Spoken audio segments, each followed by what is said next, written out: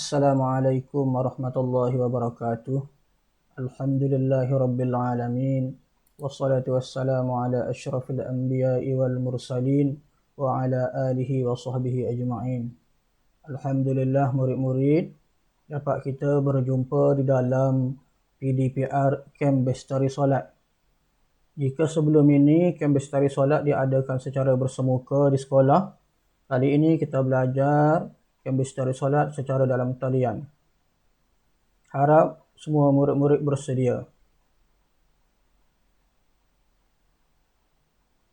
Baik, kali ini dalam bahagian yang pertama, kita nak belajar beberapa perkara sebagaimana tertera di hadapan kamu ini. Yang pertama, hari ini kita nak belajar nama solat fardu. Yang kedua, waktu solat fardu. Yang ketiga, bilangan rakaat solat fardu. Yang keempat, rukun solat. Dan yang kelima, lafaz niat solat fardu. Jadi dalam bahagian yang pertama ini kita belajar pengenalan bagi solat. Kemudian kita akan tengok satu-satu. Yang pertama, nama solat fardu. Bila kita sebut solat fardu ini bermaksud solat yang wajib kita laksanakan, iaitu 5 waktu sehari semalam. Baik, 5 waktu itu ada namanya. Yang pertama, solat fardu zuhur. Yang keduanya, solat fardu asar. Yang ketiga, solat fardu maghrib. Yang keempat, solat fardu isya. Dan yang kelima, solat fardu subuh. Jadi 5 waktu ini adalah fardu, artinya wajib kita laksanakan. Tidak boleh tinggal. Walaupun satu solat fardu, kita kena solat cukup 5 waktu sehari semalam. Baik, seterusnya, waktu solat fardu. Waktu solat fardu telah ditentukan, iaitu yang pertama, solat fardu zuhur, waktunya bermula apabila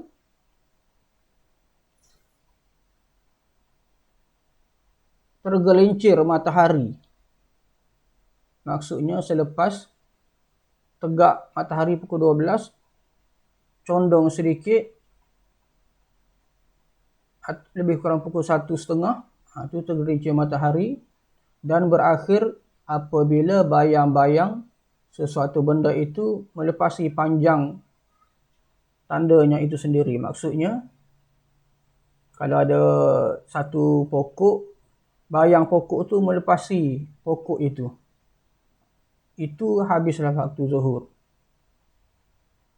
Seterusnya, waktu solat fardu asar bermula ketika setiap bayang yang panjang dengan sama panjang dengan asalnya. Maksudnya dah habis waktu zuhur tadi, masuklah waktu asar, dan berakhir apabila terbenam matahari waktu senja. Bila habis waktu asar, terbenam matahari, masuklah waktu solat waktu maghrib. Waktu maghrib ni bermula bila terbenam matahari dan berakhir bila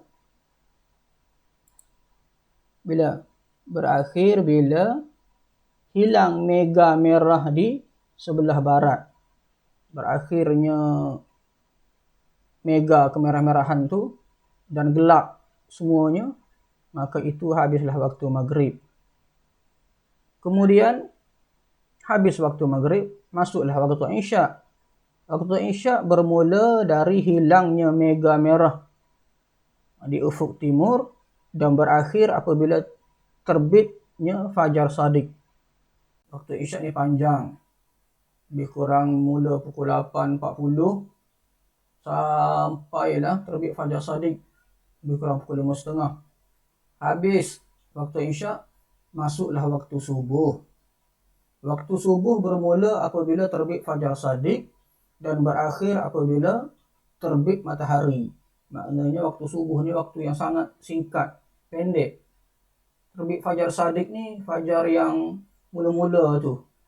Cerah sekejap, kemudian dia gelap balik, kemudian barulah terbenam, barulah terbit semula matahari. Di situ bermulalah waktu subuh. Bila terbit matahari, berakhirlah waktu subuh tadi. Itu adalah panduan waktu solat. Sekarang kita boleh tengok jam, boleh tengok takwim, dan boleh dengar azan di masjid. Baik, seterusnya kita tengok lafaz niat solat fardu. Lafaz niat ni maksudnya bacaan kita sebelum kita niat. Niat dalam hati, tetapi kita lafaz ataupun kita baca di mulut supaya lafaz kita dengan niat kita tu selari dengan solat yang kita hendak laksanakan. Contohnya nak solat zuhur, lafaz niat solat zuhur dan niat dalam hati pun solat zuhur. Lafaz niat solat zuhur. Usalli fardaz zuhri arba'a raka'atin adaan lillahi ta'ala. Sebut betul-betul, usalli fardaz zuhri.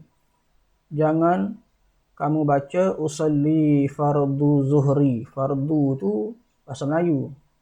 Dia ada alif lam, ada tasydid situ. Fardaz zuhri. Usalli fardaz zuhri, sahaja aku solat fardu zuhur. Arba'a raka'atin, 4 rakaat. Adaan, tunai, lillahi ta'ala, kerana Allah Ta'ala. Setiap amal ibadat kita mestilah niat kerana Allah Ta'ala, termasuklah solat. Kalau kita sembahyang berjemaah, kita tambahlah usalli fardaz zuhri arba'a raka'atin adaan imaman lillahi ta'ala. Kalau kita jadi imam. Kalau kita jadi makmum, usalli fardaz zuhri arba'a raka'atin adaan ma'muman lillahi ta'ala. Seterusnya, lafaz niat solat asar ikut sama-sama. Usalli fardal asri arba'a raka'atin adaan lillahi ta'ala. Yang zuhur tadi usalli fardaz zuhri ada sabdu. Asar ini dia tak ada sabdu, dia alif lam qamariyah. Usalli fardal asri, dia bunyi alif lam tu. Usalli fardal asri, sahaja aku sembahyang fardu asar. Arba'a raka'atin, 4 rakaat. Adaan lillahi ta'ala, tunai kerana Allah Ta'ala. Seterusnya, lafaz niat salat maghrib. Kamu boleh baca? Bagus. Usalli fardal maghribi salasa raka'atin adaan lillahi ta'ala. Sahaja aku salat fardu maghrib salasa raka'atin, 3 rakaat. Adaan lillahi ta'ala, tunai kerana Allah Ta'ala. Zuhur dan asar tadi 4 rakaat, maghrib 3 rakaat. Seterusnya isya. Usalli fardal isya'i arba'a raka'atin adaan lillahi ta'ala. Sahaja aku salat fardu isya' 4 rakaat tunai kerana Allah Ta'ala. Seterusnya, solat fardu subuh. Usalli fardus subhi rak'ataini adaan lillahi ta'ala, sahaja aku salat fardu subuh 2 rakaat. Rakaataini itu 2 rakaat tunai kerana Allah Ta'ala. Baik murid-murid boleh hafal lafaz niat solat fardu ni sebelum kita belajar lagi bacaan-bacaan lain. Bila kita belajar terus hafal dan ingat untuk mudah diamalkan. Baik, seterusnya kita tengok rukun solat. Kita dah belajar dalam kelas waktu pagi tentang rukun solat. Kamu semua dah tahu rukun solat ada 13 perkara. Daripada 13 perkara ni terbagi kepada 3 rukun qalbi, rukun dalam hati, rukun qauli, rukun bacaan, rukun fi'ali, rukun perbuatan. Hari ni kita tengok secara keseluruhannya. Baik. Yang pertama, berdiri tegak qiyam bagi yang mampu lah. Wajib berdiri tegak bagi yang mampu. Tak boleh suka-suka nak solat sambil duduk. Kecuali bagi yang tidak mampu ataupun sakit. Yang kedua, berniat. Niat nak solat apa? Nak solat zuhur, niat solat zuhur.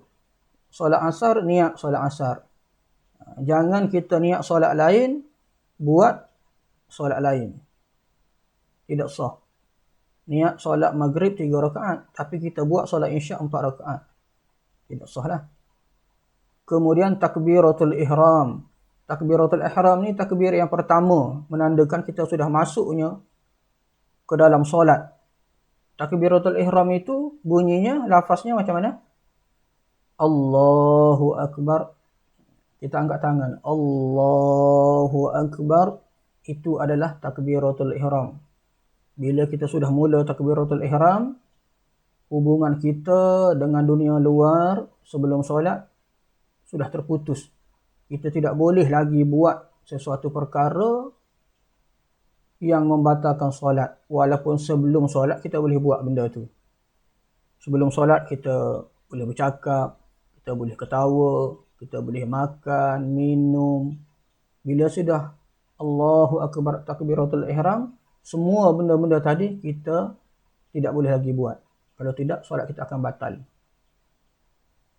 Kemudian, rukun seterusnya membaca surah Al-Fatihah. Setiap rakaat wajib baca surah Al-Fatihah. Jika tidak baca, batal. Tidak sah solat. Kemudian, rukuk. Seterusnya, i'tidal, bangkit daripada rukuk. Kemudian sujud. Kemudian bangkit daripada sujud ataupun duduk di antara 2 sujud. Rukun seterusnya duduk tahiyat akhir. Kena duduk untuk membaca tahiyat akhir. Kemudian membaca tahiyat akhir. Dan rukun juga dalam tahiyat akhir itu kita berselawat ke atas Nabi. Kemudian akhir sekali beri salam yang pertama, Assalamualaikum warahmatullahi. Itu maksudnya solat kita pun berakhir. Mula dengan takbiratul ihram, akhir dengan salam yang pertama. Dan rukun solat yang terakhir iaitu tertib. Tertib ini bila kita laksanakan solat tadi mengikut aturan ataupun susunan yang betul, maksudnya solat itu tertib dan sah. Jika kita buat tunggal langgang,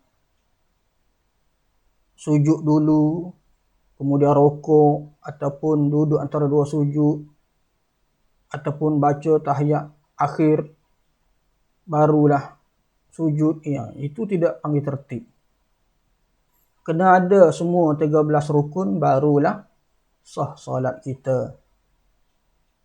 Boleh faham setakat ni?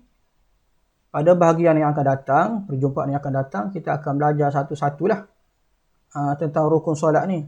Kita belajar amali bacaan, amali perbuatan, insya-Allah. Jadi sebelum akhir perjumpaan kita pada hari ini, saya harap semua murid dapat memberi tumpuan kepada apa yang kita sudah belajar, baca, hafal dan amalkan dahulu dalam solat kamu. Yang penting jangan tinggalkan solat ya. InsyaAllah kita akan berjumpa lagi dalam perjumpaan yang akan datang. Wabillahi taufiq wal hidayah. Wassalamualaikum warahmatullahi wabarakatuh.